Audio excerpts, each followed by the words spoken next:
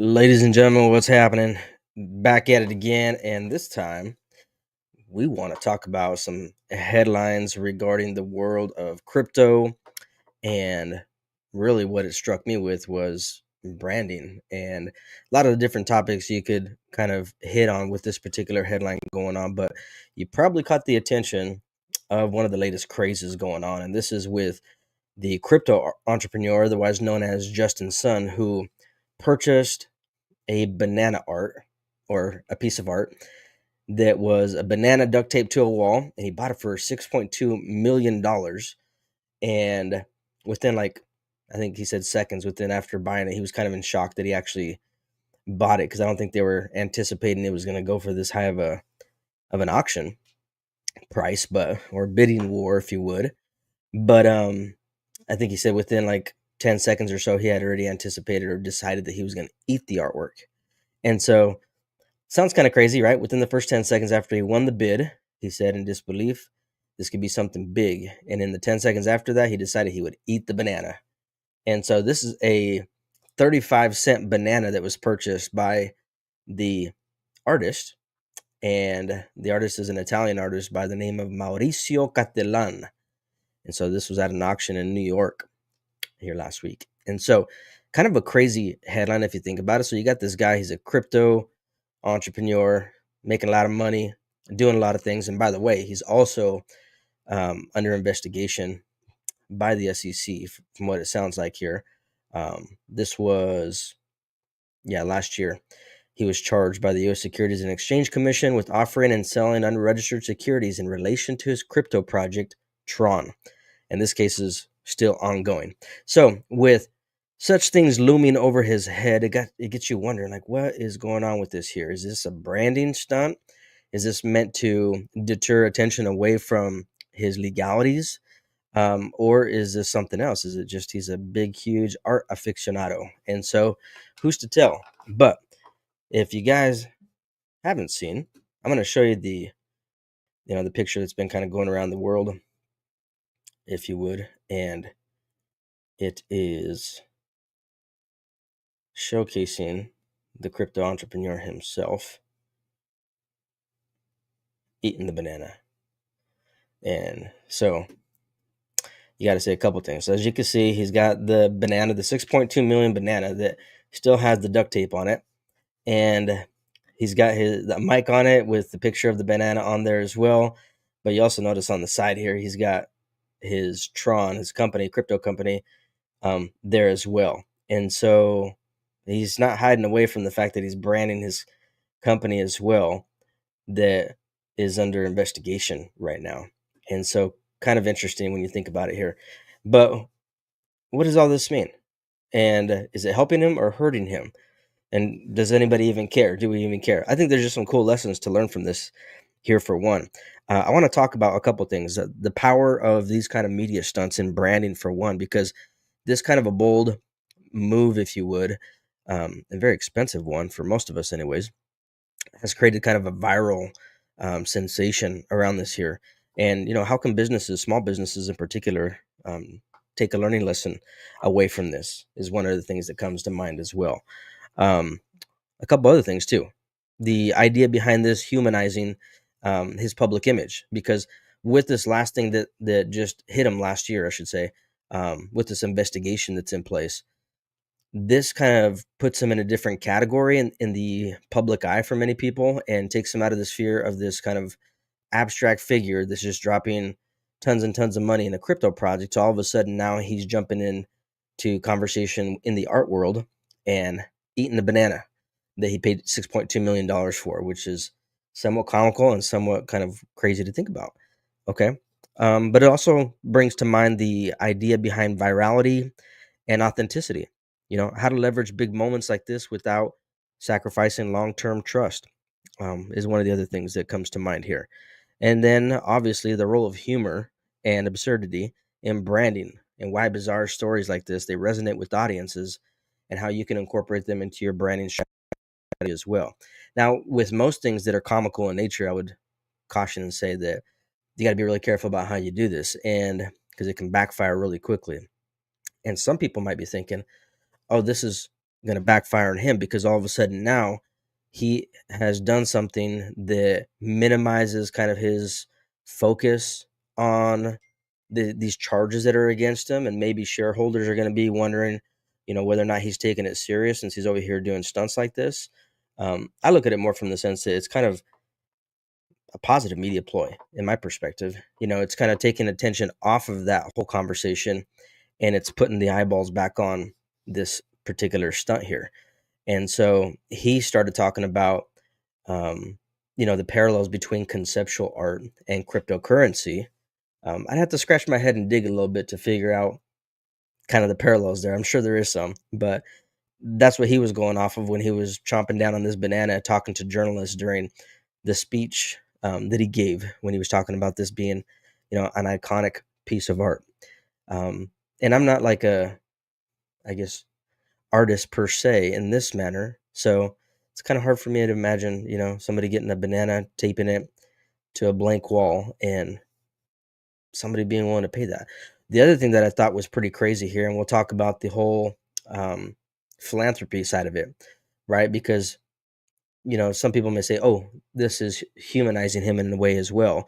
And there was also a statement made where the New York Times reporter who had kind of hunted down where this banana was purchased, because it was bought somewhere in a banana cart in New York, and the artist went there and bought it for 35 cents, it said. And so when the New York Times reporter went there to go check it out, he found the man that actually runs the fruit stall in Manhattan's Upper East Side is what it is. And it's staffed by somebody named Shah Alam, who works for $12 an hour. So the response that happened here, I found was pretty interesting. So it says he cried that he's a poor man and that he's never made that kind of money before. And Alam's response, according to the New York Times, was that it was poignant. So much so that Justin's son later pledged to buy 100,000 bananas from Alam's stall. And he said that they would distribute it worldwide as a celebration of this beautiful connection between everyday life and art. So the reason why I say that's important is because he said he's going to go buy 100,000 bananas from here. But according to the page here, this is what it seems to be. I mean, this is my perspective and assumption on it because of the way that this was written. It says he's running the stall for $12 an hour, which tells me that he doesn't actually own the stall. He's actually working for somebody else making $12 an hour.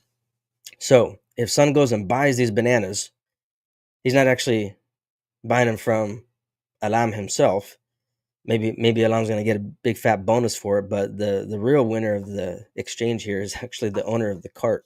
So this whole angle of philanthropy kind of seems like it gets thrown on its head because the person who they talk to and seems to be, really up in arms about this happening, that a 35-cent banana turned into 6.2 million. He's not really actually the big beneficiary of it as well. And so I think that's a pretty interesting take on it. But I'd be curious to hear what any of you guys think. Is this just a media stunt? Is this a ploy to garner attention away from his legal battles that are up in the air right now? Or, is this just another rich person that's really loving art and they went ahead and just dropped some major coin on art? Who knows, right? Pretty crazy opportunity, but nonetheless, interesting is what I think it is.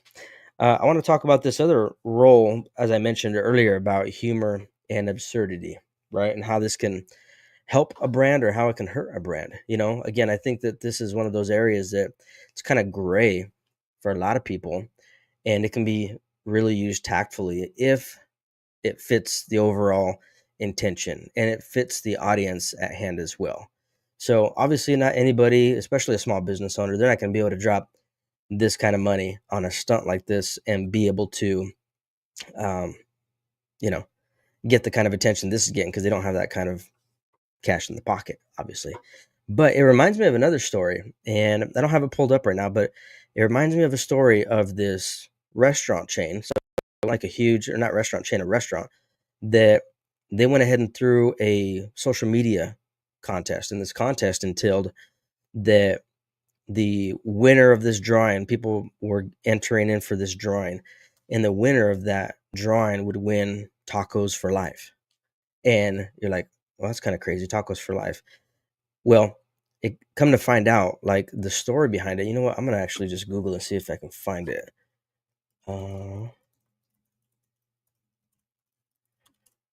See if I can find it here.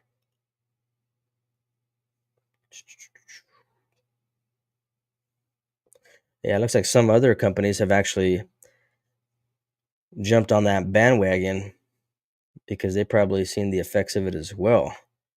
Because the one I read about was a while ago.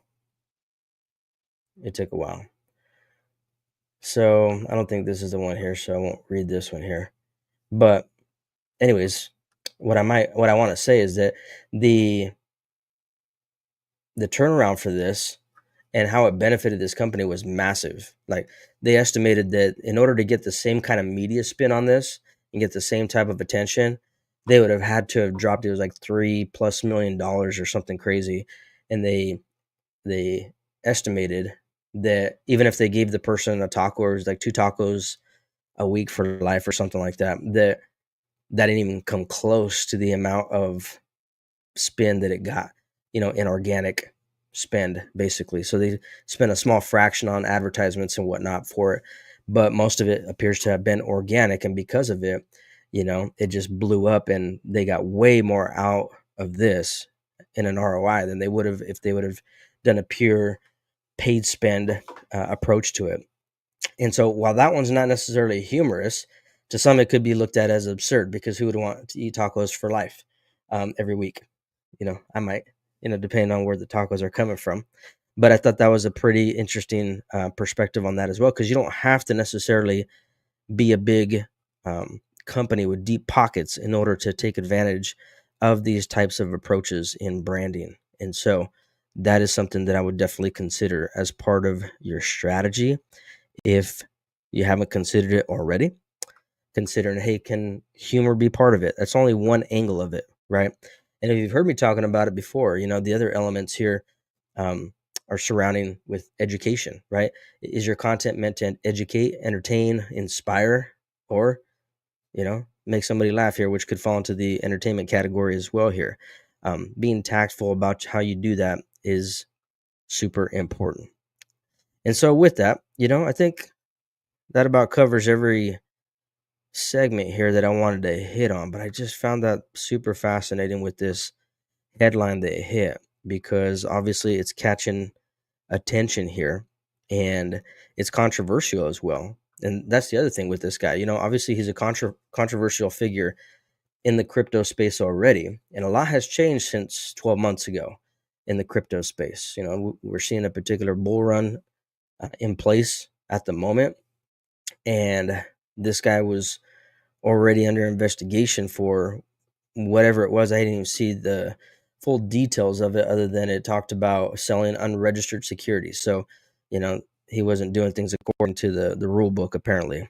And so he's already kind of came off to be a controversial figure. And I think this new stunt, this purchase, now kind of just fuels that as well. It fuels the controversy. It fuels this man being viewed as somebody that's a big risk taker.